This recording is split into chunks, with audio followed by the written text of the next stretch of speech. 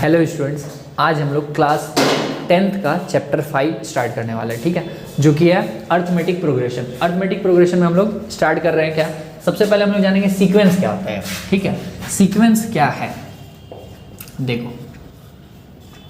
तो सीक्वेंस सुने हो कि कोई इंसान गलती जो है वो सीक्वेंस में करता है। ठीक है, कि वो पहले ये गलती किया, फिर वो किया, फिर वो किया, फिर करता ही चला गया। ठीक है, तो वो होता है सीक्वेंस, मतलब जो एक पैटर्न में होता है, प्रॉपर पैटर्न में जो चले। ठीक है, उसको कहता है सीक्वेंस। जैसे नंबर के लिए क्या सीक्वेंस रहेगा, तो जैसे लिख दिया गया 1 2 3 4 5 ऐसे चल रही है, तो ये क्या एक सीक्वेंस है। 5 के बाद क्या आएगा, 6 आ जाएगा। ठीक है, 5 के बाद यहाँ क्या आएगा, 6 आ जाएगा, फिर यहाँ क्या आएगा, 7 आ जाएगा। मतलब सीक्वेंस वो चीज़ है ना जो कि आपको बताता है कि नेक्स्ट वाला कौन सा नंबर है, इसके बाद कौन सा नंबर आएगा, वो आप प्रेडिक्ट कर पाते हो सीक्वेंस में। ठीक है, तो ये है सीक्वेंस। अच्छा, इसका और एक दो एग्जांपल देख लो। तो अगर कहीं लिखा हुआ 1 3 5, तो इसके बाद क्या आएगा बताओ, 1 3 5 इसके बाद क्या आएगा। तो आप देख रहे हो 1 में 2 ऐड किए तो 3 आया, 3 में 2 ऐड किए तो 5 आया, तो 5 में भी 2 ऐड करेंगे तो क्या आ जाएगा, 7 आ जाएगा। ठीक है, और इसमें भी 2 ऐड कर देंगे तो 9 आ जाएगा, और इसी तरह से ये चल रहा है। क्लियर है बात। तो सीक्वेंस उम्मीद है थोड़ा बहुत समझ में आया होगा। और समझते हैं इसके अलावा और क्या हो सकता है। तो कोई सा भी टेबल 5 10 15, फिर क्या आएगा, फिर क्या आएगा, फिर क्या आएगा बताओ। 15 के बाद क्या आ जाएगा, 20 आ जाएगा, फिर 25, फिर 30 आ जाएगा। ठीक है, तो इस तरह से ये चलता है। यही क्या है हमारा, ये हमारा सीक्वेंस है। क्लियर है बात। ठीक है, अब समझो सीक्वेंस होता दो टाइप का। कौन कौन सा, तो एक है फाइनाइट सीक्वेंस, एक है इनफाइनाइट सीक्वेंस। ठीक है, समझो सीक्वेंस जो है वो दो टाइप, एक है फाइनाइट और एक है इनफाइनाइट। ठीक है, फाइनाइट में क्या है, अच्छा फाइनाइट हो सकता नहीं बहुत को पता चले, लेकिन इनफाइनाइट सुना हुआ चीज़ है। ठीक है, इनफाइनाइट मतलब जिसका अंत नहीं है। इनफाइनाइट को हम लोग हिंदी में बोलते हैं अनंत। ठीक है, जिसका अंत नहीं है, अंत नहीं है मतलब वो चलता जा रहा है, चलता जा रहा है, चलता ही जा रहा है। ठीक है, और जबकि फाइनाइट क्या होता है, तो जिसका कोई एक लिमिट हो, कहीं जाके वो रुक जाएगा। वैसा जैसे देख लो, इसमें क्या हो सकता है 2 4 6 8 10, बस हम यहाँ तक लिख के इसको अगर हम छोड़ दे रहे हैं तो ये क्या हो गया, एक फाइनाइट सीक्वेंस हुआ। ये क्या हुआ, फाइनाइट सीक्वेंस हुआ। जबकि इनफाइनाइट में इसी चीज़ को क्या लिखते हैं हम, 2 4 6 8 10 कॉमा डॉट डॉट डॉट। ठीक है, अर्थ क्या है कि यहाँ ये बोल रहा है 2 4 6 8 10 और डॉट डॉट डॉट, इसका मतलब कि ये चलता जाएगा। इसके बाद आपको और कुछ भी आप लिखते जाओ लिखते जाओ, 10 के बाद 12 14 16 18 20, इस तरह से आप लिखते चले जाओ। ठीक है, तो अंतर समझ में आया। फाइनाइट क्या है, जो जिसमें एक फिक्स टर्म होंगे। ठीक है, 10 टर्म है, 20 टर्म है, 50 100 200 500 कुछ भी है, लेकिन फिक्स है। लेकिन इनफाइनाइट में फिक्स नंबर ऑफ टर्म्स नहीं होता, उसमें इनफाइनाइट होते हैं। क्लियर है बात। अच्छा, अब समझो अब हम लोग को इसमें जानना होता है सीक्वेंस के सीक्वेंस पे बेस्ड है, 3 चीज़ पढ़ना होता है, जो कि हमें AP GP और HP। तो अभी हम लोग को 10th के लेवल पे केवल जानना है AP। ठीक है, तो AP क्या है वो समझते हैं, जो कि आपका चैप्टर का नाम है अर्थमेटिक प्रोग्रेशन। इधर से A उठा लिया गया, इधर से P उठा लिया गया, हो गया AP। ठीक है, समझो AP क्या है। इसको साथ साथ नोट भी करते चलना, ताकि वो ज़्यादा फायदेमंद होगा। ऐसा नहीं एक तरफ से देख रहे दूसरी तरफ से छोड़ दिए, तो इसको देखते चलना, नोट भी करते चलना। ठीक है, तो समझो AP क्या होता है। तो जब भी किसी सीक्वेंस को हम लोग अरेंज कर देते हैं, जब भी किसी सीक्वेंस को हम लोग लिखते हैं, और अगर उसका कॉमन डिफरेंस सेम आता है, अगर उसका कॉमन डिफरेंस सेम आता है, तो उसको हम लोग AP कहते हैं। मतलब यहाँ लिख देंगे हम लोग क्या, AP है सेम कॉमन डिफरेंस।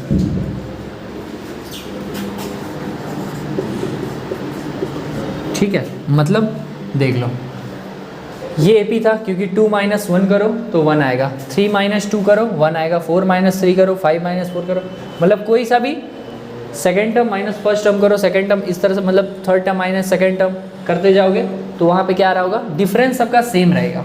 यहाँ पे 3 - 1 करोगे 2 आएगा, 5 - 3 करोगे 2 आएगा, 7 - 5 करोगे 2 आएगा, 9 - 7 करोगे 2 आएगा। मतलब कॉमन डिफरेंस सेम रहना चाहिए, उसी को क्या कहेंगे हम लोग, AP कहेंगे।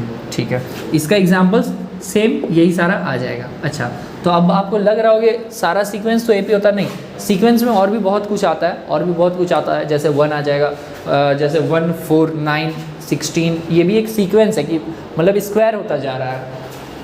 देख लो 1 4 9 16 25, ये भी एक सीक्वेंस है। आप इसके बाद आगे प्रेडिक्ट कर सकते हो कि हाँ यहाँ क्या आएगा, फिर यहाँ क्या आएगा, फिर यहाँ क्या आएगा, आप बता सकते हो, क्योंकि ये क्या है, ये 1 का स्क्वायर को शो कर रहा, ये 2 का स्क्वायर, ये 3 स्क्वायर, ये 4 स्क्वायर, ये 5 स्क्वायर, इस तरह से यहाँ पे 6 का स्क्वायर क्या 36 हो जाएगा, ऐसे बढ़ता रहेगा। ठीक है, लेकिन इसका कॉमन डिफरेंस सेम नहीं है। देखो 4 माइनस 1 करो 3 आएगा, जबकि 9 माइनस 4 करते हो तो क्या आ जाएगा 5 आ जाएगा। देख लो यहाँ 4 माइनस 1 किए 3 आया, फिर 9 माइनस 4 किया गया तो क्या हो गया, यहाँ 5 आ गया, फिर 16 माइनस 9 किए तो क्या हो गया, यहाँ 7 आ गया। तो मतलब कॉमन डिफरेंस इसमें सेम नहीं आएगा।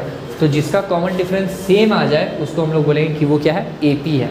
मतलब कि जो आपका ये 1 2 और 3 था, ये तीनों क्या था, एपी था। ठीक है, तो आप इसका एग्जाम्पल्स आप खुद से भी लिख सकते हो, खुद से भी अब आप बता सकते हो कि कौन सा एपी है, कौन सा एपी नहीं है। जैसे एक देख लो, अगर कहीं लिखा गया x 2x 3x 4x, ठीक है। अच्छा, अब ये क्या है, ये एपी है क्या, चेक करते हैं। एपी कैसे चेक करेंगे, second term minus first term, इस तरह से करेंगे। ठीक है, तो आप 2x में से x माइनस करो, x आ गया, 3x माइनस 2x किया गया तो भी x, कैसे, 2 तो x में से 1x चला गया, 1 बचा, 3x था उसमें 2x चला गया, 1 बचा, फिर 4x था उसमें 3 चला गया तो भी कितना बचा, 1x ही बचा।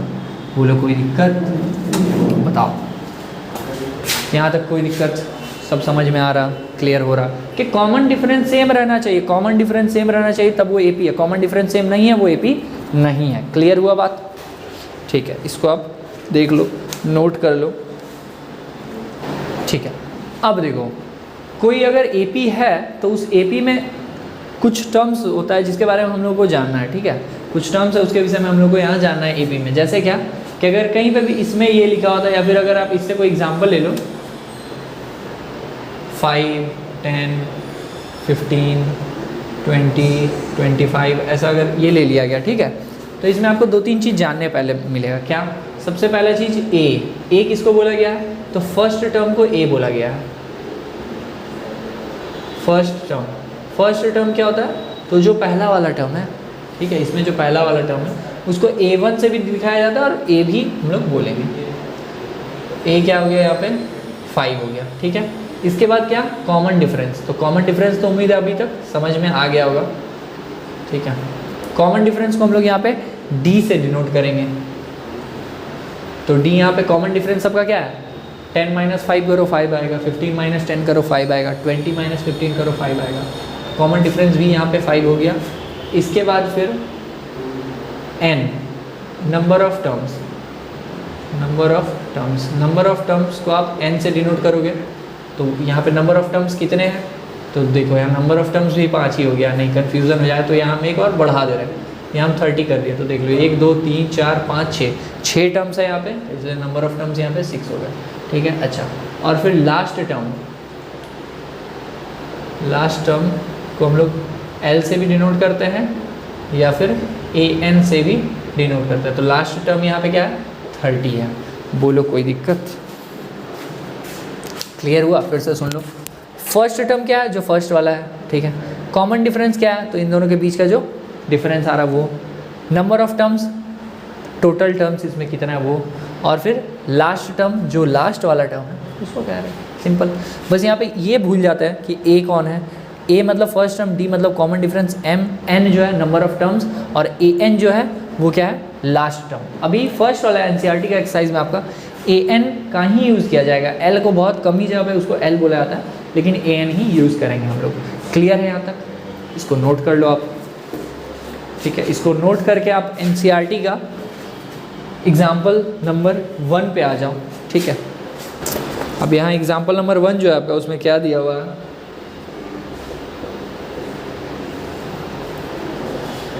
3/2, 1/2, -1/2, -3/2, कॉमा डॉट डॉट डॉट, ठीक है।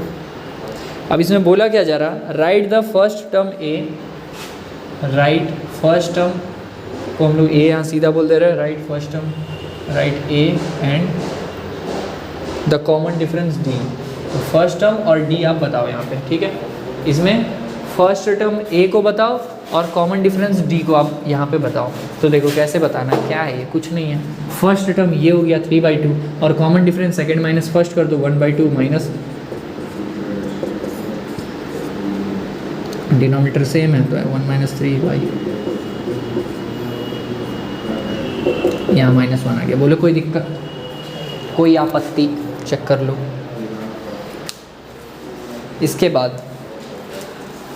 इसके बाद आप एग्जाम्पल नंबर 2 में आते हो अगर, तो एग्जाम्पल नंबर 2 में बोला गया which of the following list of numbers form an AP. अब आपको कुछ क्वेश्चन दे दिया जाएगा, कुछ सीक्वेंस दे दिया जाएगा और उसमें बोलेगा कि इनमें से कौन कौन एपी हैं और कौन कौन एपी नहीं है। तो देखो एक इसमें अगर उठा लिया जाए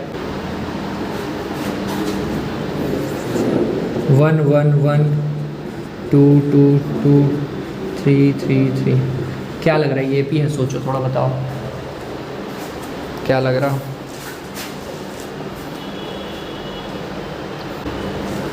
बताओ यहाँ पे देखो